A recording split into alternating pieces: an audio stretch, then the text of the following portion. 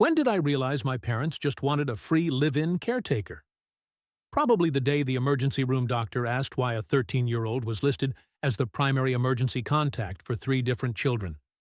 I'd woken up in the hospital with no memory of how I'd gotten there. She told me I'd collapsed at school from exhaustion and malnutrition. "We need to call your parents," she said, squinting at my chart. "They're at work. Call my emergency contact." She frowned. "Sweetheart, you are the emergency contact. For Liam Hart, age 7. For Maya Hart, age 5. And for Rowan Hart, age 3. Those are my siblings. I was listed because my parents were never around." The doctor sat down beside me. "How often are your parents gone?" "Maybe 3 weeks every month. Sometimes the whole month," I answered. "And you take care of the kids during that time?" "Someone has to. The sitter only comes during school hours." "But at night?" "I do everything. Bedtime, meals, medicines, tantrums. All of it." "How long has this been happening?" "Since Liam was born." She stared at me. "You've been the primary caregiver since you were 6 years old." I tried to laugh it off. "No, I just help out." She didn't laugh. Then she said, "Your parents are currently abroad." I froze. "How do you know where they are?" "We've tried reaching them for 6 hours. Their resort said they're on a luxury retreat with no interruptions allowed for 5 days. My stomach dropped. "But Rowan has her preschool performance tomorrow, and Maya's dentist appointment, and Liam gets nervous at night. Who's going to take care of them?" "You were," she said gently. Dr. Hale looked at me for a long moment. "When was the last time you slept a full night?" I couldn't remember. "When did you last eat without first feeding a younger child?" Couldn't remember that either. "When did you last do something just for yourself?" The question made my chest cave in. I started crying and couldn't stop. Blood work showed severe anemia, extreme sleep deprivation, and anxiety levels so high they kept me overnight.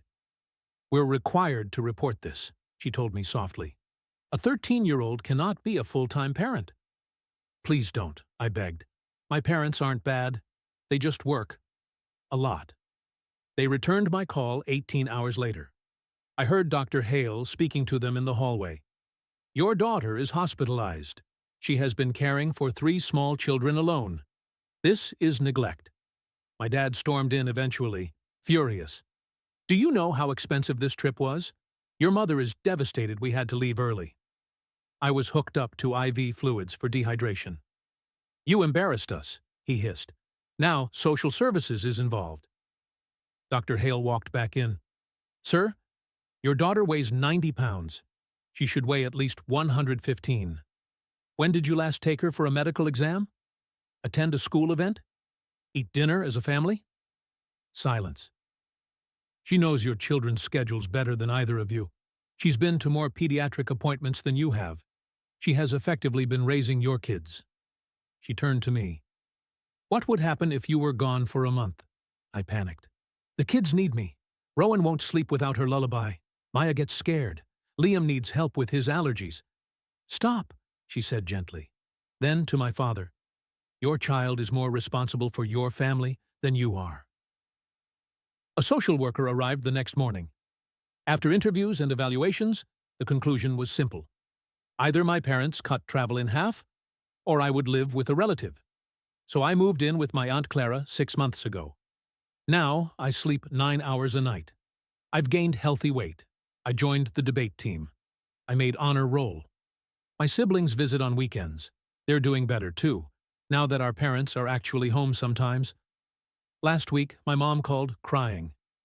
"We miss you. It's hard doing everything ourselves." "That's called parenting," I said. "When are you coming home?" I looked at my homework spread across Aunt Clara's kitchen table. Homework I could finish because I wasn't giving 3 kids baths first. "I'm not," I said softly. "I'm 14.